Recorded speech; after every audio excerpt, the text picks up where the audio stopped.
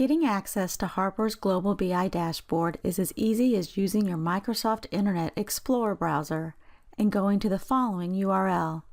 Once you enter the URL on the browser's address, you will automatically be authenticated into the dashboard. Just remember, please use your Microsoft Internet Explorer browser. When the dashboard opens, a report will render. This area is called the Home page. The Home page is the initial page that populates when you first arrive at the Global BI dashboard. A report will render in the main page area. Users will see Top Sellers Works as the initial report. Below is an example of the Top Sellers Works report on the Level 2 Users homepage. On the left side of the Global BI dashboard is an area called Reports. This is where you can access the additional reports from the dashboard.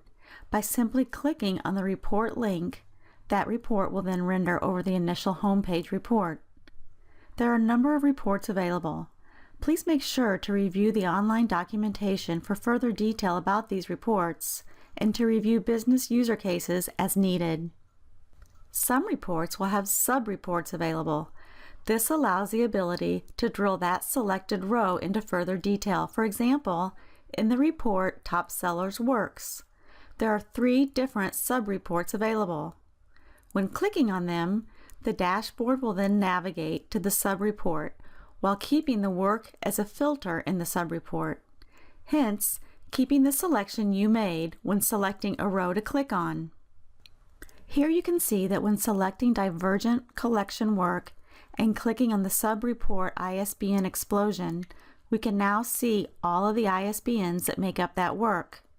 Or, if we selected a different sub-report for that work, we could now see it by market or format, depending on the sub-report you selected. Here's an example of the Work by Format sub-report. At the top of the Global BI dashboard are a selection of controls. The controls allow the user to dictate how the report will be filtered. Some controls are simple pull-down menu selections, while there are others that involve more advanced searching menus.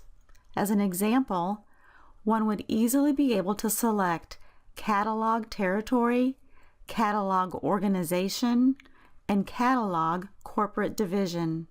They are simple pull-down menus that cascade based on any prior selections. This image illustrates the cascading menus. As you can see, only the North America organizations will show up when North America has been selected as the catalog territory.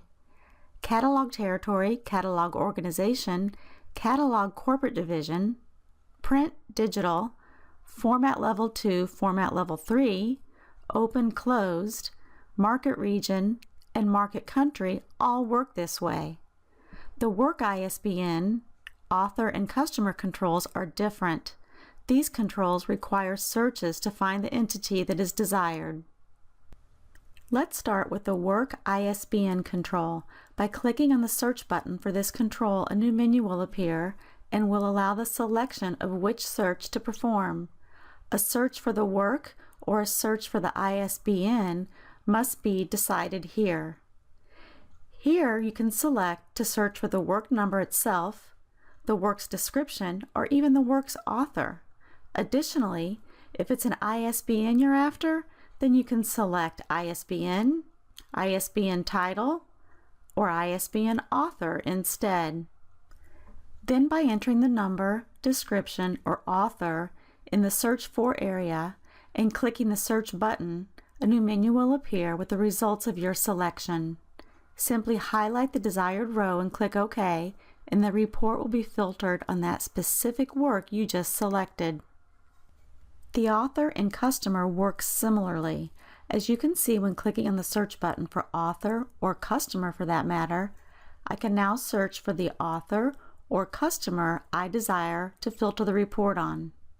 Here is a filter for author Veronica Roth. And here is a filter for customer Amazon.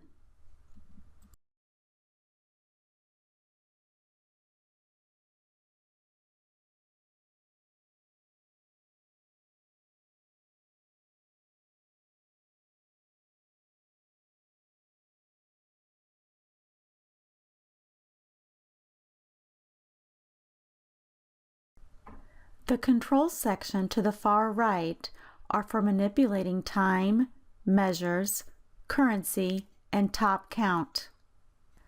By clicking on the button selection for time, a new menu will appear that will allow the selection of year-to-date, quarter-to-date, and month-to-date, and also which year and month to analyze.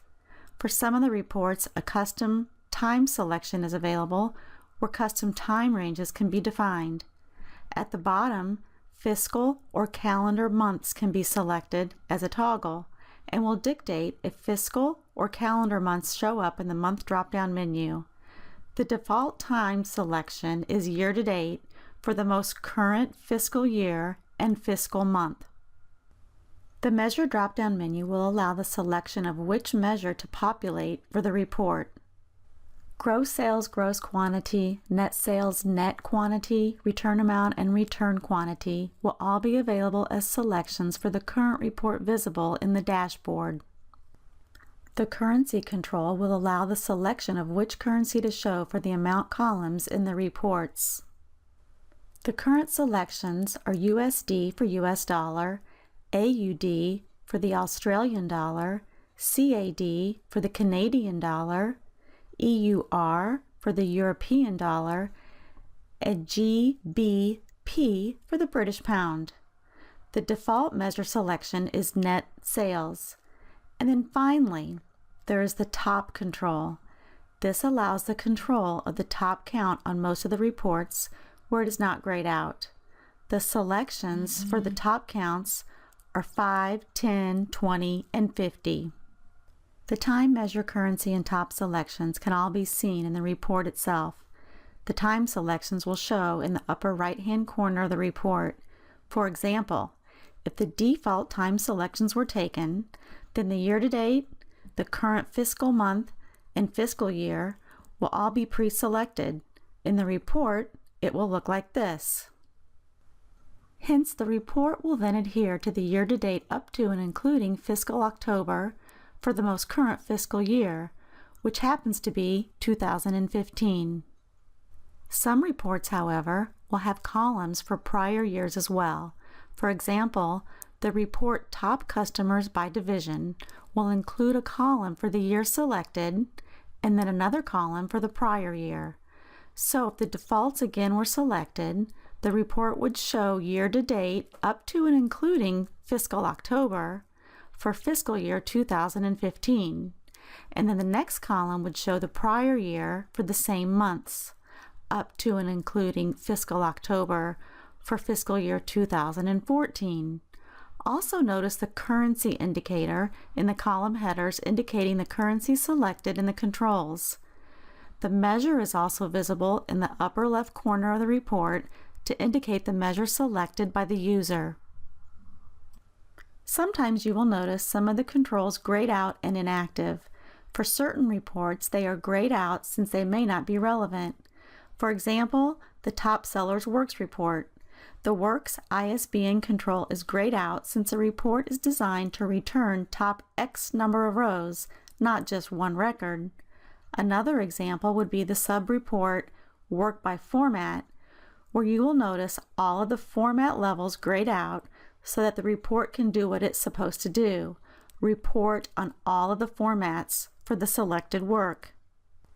Once all the desired controls have been set, the report is ready to run.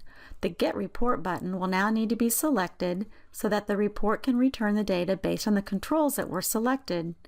Once the Get Report button is clicked, the report will then return based on the selections that you made to the controls on the dashboard. Any additional selections or changes made to any of the controls will warrant the user to click the Get Report button to retrieve the data for the controls that were selected. Any of the reports can be exported to either Excel, PDF, or Word. The export buttons are located right next to the Get Report button. The export will contain all of the data contained in the report as it is on the dashboard.